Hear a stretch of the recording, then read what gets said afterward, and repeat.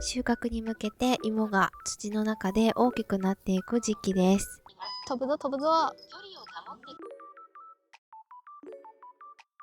枝豆がなり始めています。実は今年は全然ね、うまく育っていません。皆さんこんにちは、さおりです。私は北海道十勝で農業をしています。北海道の農作業は早いところでは3月から始まり、収穫のピークは9月、12月からは雪の季節に入り、畑も一休みとなります。今年は天候の影響で、植え付けが5月から始まりました。うちの作付け面積は全部で約30ヘクタールです。どの畑も農場から1、2分で移動できるような近い場所にあるので、今回はその畑をぐるっと回りながら、今どんな風に育っているのか、大きくなっているのかを見ていこうと思います。ということで、まず1つ目の作物はこの私の後ろに映っているじゃがいもです。じゃがいも畑は2枚あって、ここが 2.4 ヘクタール、そしてもう1枚が3ヘクタール、合わせて 5.4 ヘクタールあります。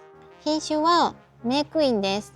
もうね、ずっと長年このじゃがいもの栽培をしています。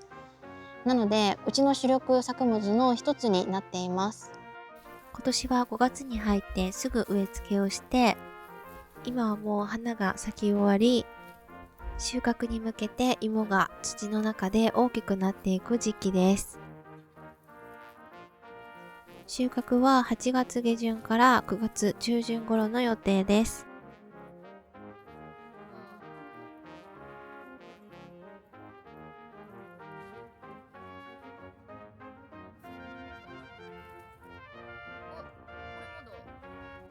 ちなみに花が咲いた時はこんな感じ。じゃがいもの花の色は品種によって少しずつ違います。メークインは薄い紫色が特徴です。で、今回はただ畑紹介をするだけだとちょっと物足りないかなと思うので、輪作についてもお話ししながら進めていこうかなと思います。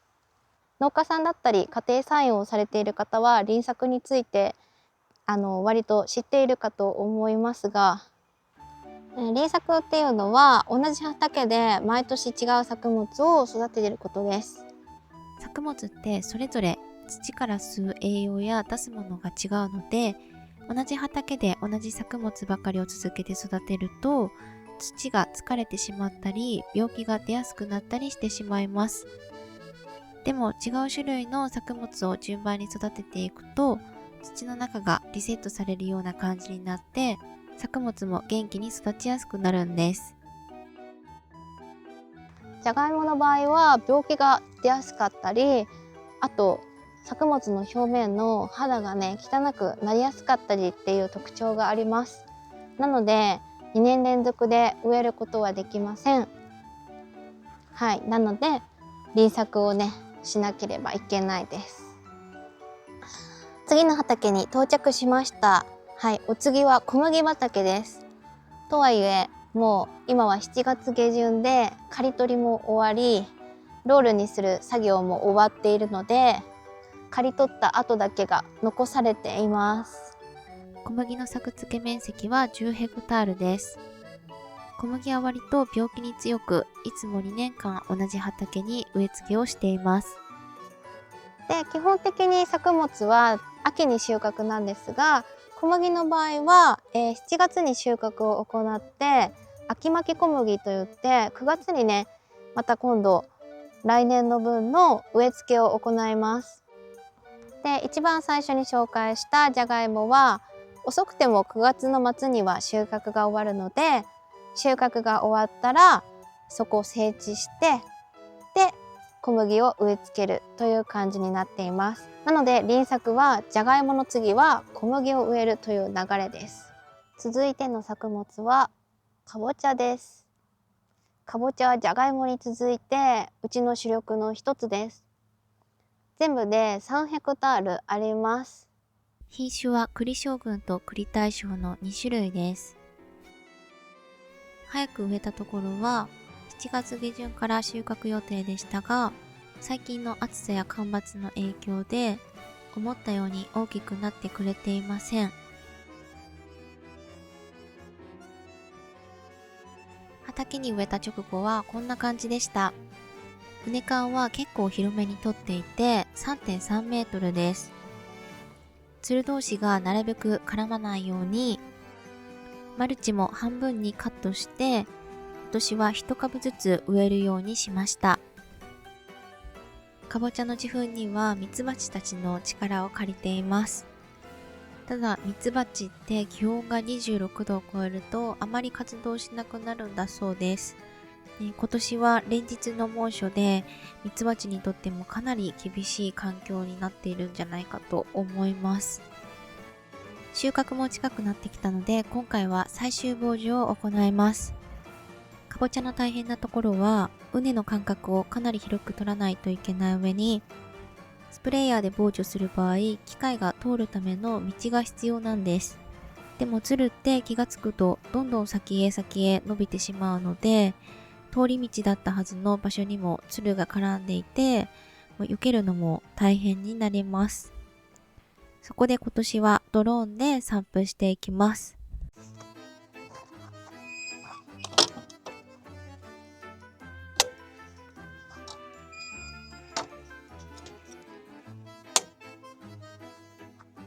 こんな感じで羽を広げたら、あとは動きに問題がないかをチェックしていきます。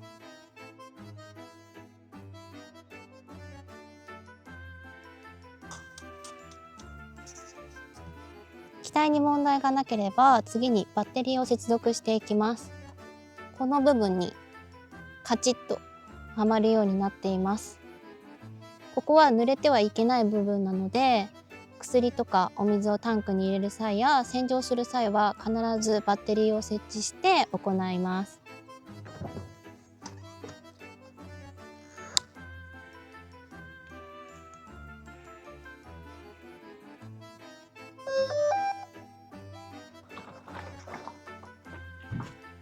ドローンの準備ができたら、次に薬と水を入れていきます。ドローン散布では濃い農薬を少量まくのが特徴です。そして散布量は作物の葉っぱの大きさに合わせて調整していきます。葉っぱが小さいものは 0.1 ヘクタールあたり 0.8 リットル、葉っぱが大きいものは 0.1 ヘクタールあたり 1.6 リットルとしています。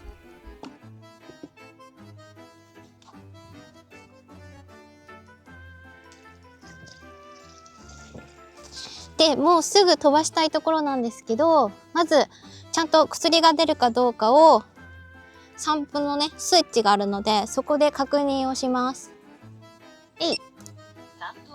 こんな感じで出てます。 OK。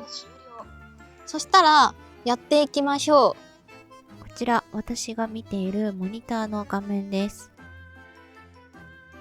かぼちゃと書かれている補助をタッチして呼び出しを押します。そうすると左側に飛行設定が表示されます。この画面から散布量や飛行速度、作物からどのくらいの高さで飛行するかなどを設定することができます。設定が完了したら開始ボタンをクリック。もう一度設定に問題ないかを確認して、ここをスライドさせると開始します。飛ぶぞ飛ぶぞ。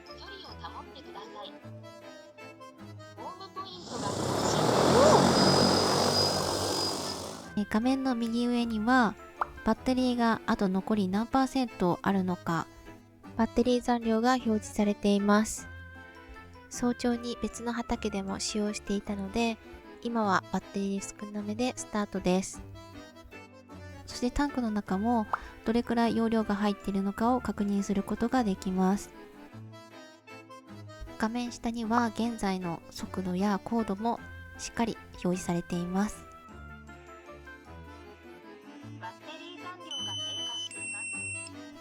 今これはバッテリーが少なくなってきてますよという合図なので、一旦機体を戻してバッテリーを交換します。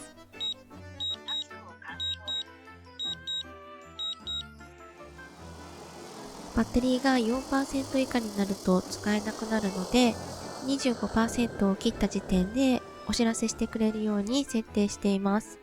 戻ってきたのでバッテリーを交換しました。継続を押すことで続きから巻くことができます。じゃあ継続を押しますね。はい、お願いします。ドローンが離陸しようとしています。逃げろ。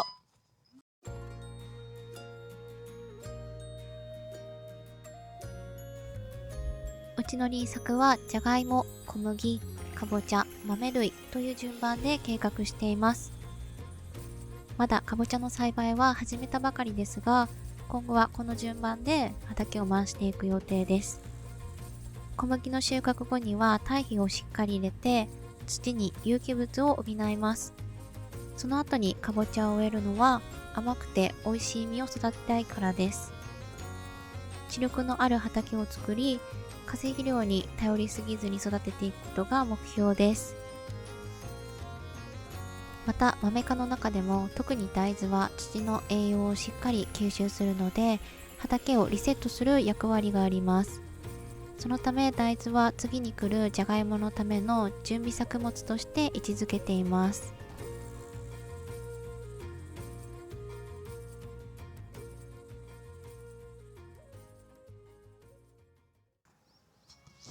機体がホームポイントに終わりました。残り 0.9 リットル。結構ギリギリ。散布が終了したら元の飛行場所に戻るよう設定してあります。終了すると画面の右側にタスク概要といって今回の飛行がどうだったのかというデータが表示されます。一度バッテリーを交換しているので、上に書かれているのが2回目バッテリーを交換してからの散布面積と農薬量です。その下に今回の全部の結果が表示されています。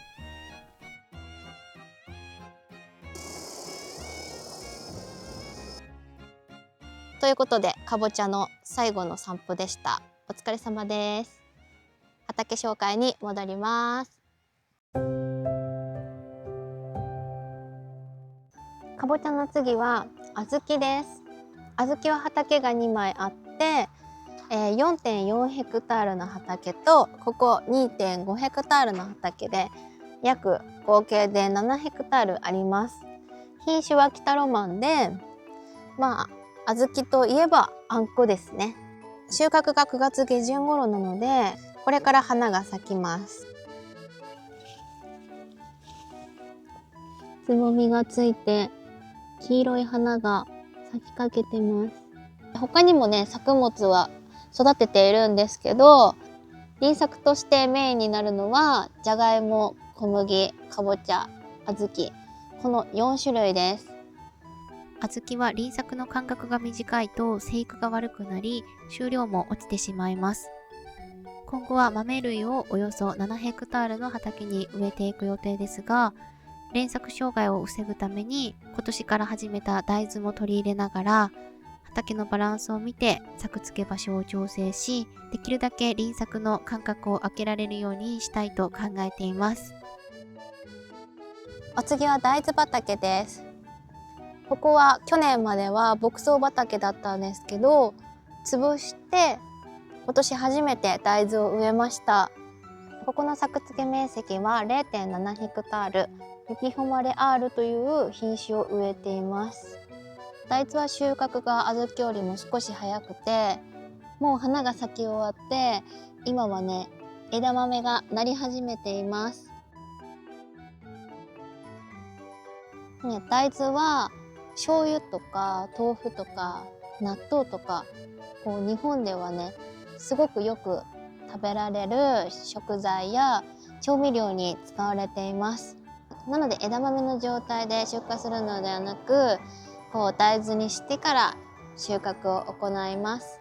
今回ね初めて大豆を植えたんですけど、結構背が高いんですね。小豆よりも背が高いのびっくりしました。本当にここは牧草を潰してただね成長したりして堆肥とか入れたわけじゃないので、本当に土としては全然力がないんですけど、意外とね大きくなってくれています。お次はビートです。ビートは砂糖の原料です。以前はビートも輪作のメインとして育てていた作物なんですが、最近はね経費がかかったり時間がかかるということで、かなり面積を減らしています。ここは 1.7 ヘクタールです。ね、実は今年は全然ねうまく育っていません。暑さの影響ではなく、pH 障害なんでしょうかね。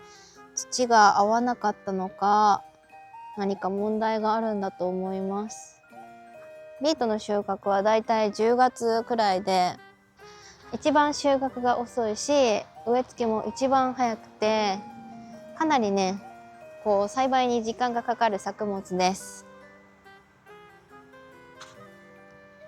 で、今回は本当にこんな感じでかなりしょぼいです。普通のね、ただの防除でも他の作物より回数が多くて、その分ね、お金もかかりますし、時間もかかりますし。なので、それ以上ちょっとこれを改善するためにかけるのは無駄なのかなというふうに思っていて、特に今のところ対策はしておりません。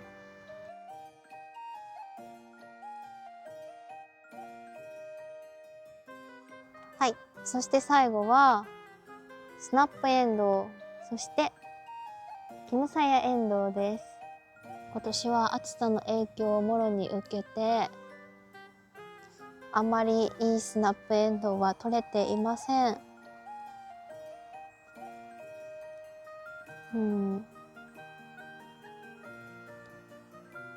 去年はちゃんとこのネットよりね、さらに上に行って反対側に行くくらい伸びていたんですが、今年はね全然伸びていません。成長が遅いところだとまだネットの半分くらいだし、生えていないところもあったり、こんな感じで寂しい状態になっています。こっちはキヌサヤエンドウです。種を植えてから雨に全く当たらなかったので、実がなるどころかほぼ芽が出ていません。ということで今回は畑の様子を見て回ってみました。ちょっともう収穫が始まっているものは猛暑と干ばつの影響をめちゃくちゃ受けているんですけども、まだね今後収穫するものがたくさんあるので、お楽しみに待ちたいと思います。はい、今大豆に農薬を散布しています。わあ、大きいな。最後までご視聴いただきありがとうございました。バイバーイ。